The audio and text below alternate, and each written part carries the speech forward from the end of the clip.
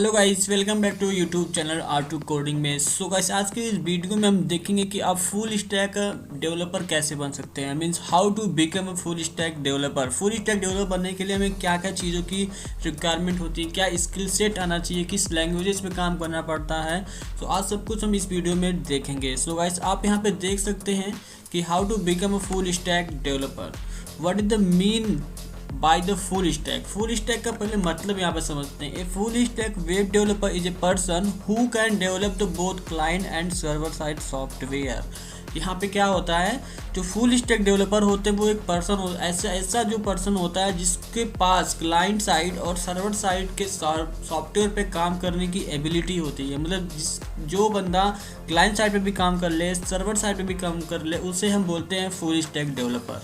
ठीक है, तो क्लाइंट साइड और सर्वर साइड क्या होता है। क्लाइंट साइड का मतलब क्या होता है कि फ्रंट इन का मतलब आप समझ, जैसे कोई वेबसाइट होता है, वेबसाइट का जब यूजर इंटरफेस का मतलब आप समझिए, जब कोई आप वेबसाइट ओपन करते हैं तो वहाँ पे जो कंटेंट शो होता है आपके वेबसाइट पे, वो होता है क्लाइंट साइड। मतलब जो आप देख रहे हैं डिज़ाइन का पार्ट, वो होता है क्लाइंट साइड। और सर्वर साइड क्या होता है, सर्वर साइड का मतलब होता है आपका बैकएंड।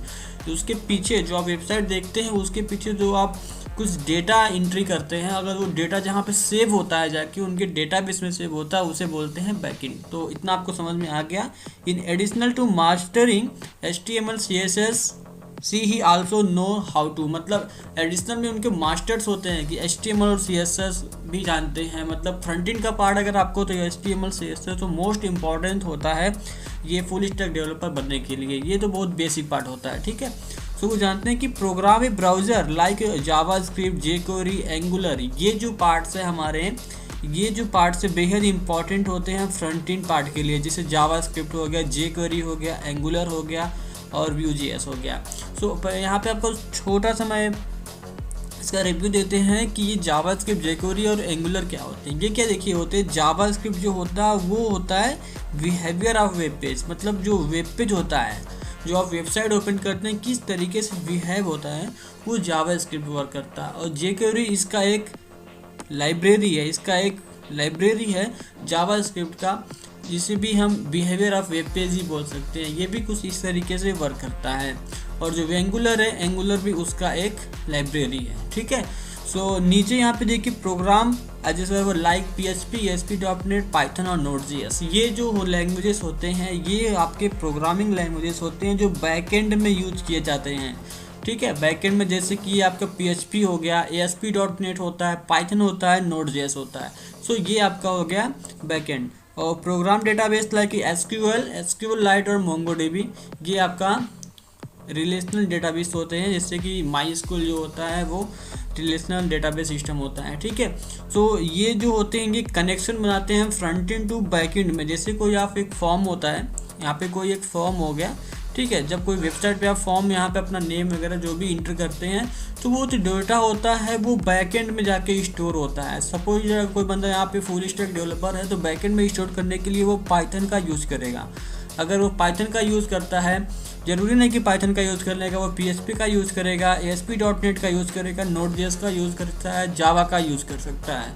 सो उसमें जो भी प्रोग्रामिंग लैंग्वेज यूज़ करता है वो डजंट मैटर होता है। ठीक है, वो तो इम्पॉर्टेंट होता ही होता है। उसके साथ वो क्या करता है, डेटाबेस यूज़ करता है। कौन सा डेटाबेस वो बंदा यूज़ कर रहा है उस डेटा को स्टोर करने के लिए। वो डेटाबेस ये होते हैं, SQL होते हैं, एक NoSQL होता है जो MongoDB के साथ आता है। ठीक है, और यहाँ पे नेक्स्ट अब बात करते हैं कि किन किन लैंग्वेजेस की रिक्वायरमेंट होती है फुल स्टैक डेवलपर बनने के लिए।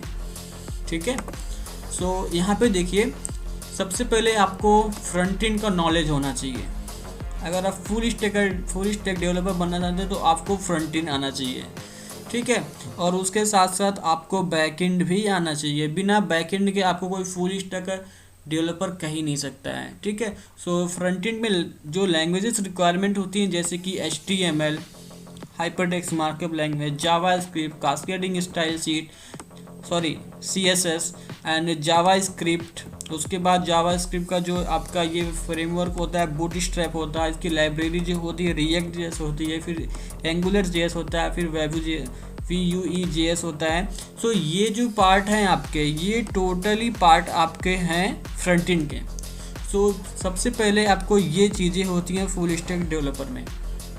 आपको फ्रंट एंड तो पूरा अच्छे से आना ही चाहिए। उसके बाद जो होता है आता है उसके बाद बैकएंड का पार्ट। बैकएंड का पार्ट जैसे कि आपको जावा, पाइथन, डॉटनेट और ये जावा का फ्रेमवर्क स्प्रिंग बूट, पाइथन का फ्रेमवर्क है जेंगो, पीएचपी का फ्रेमवर्क होता है लारावेल, उसके बाद MySQL, Node.js, MongoDB, RDBMS ये डेटाबेस होते हैं।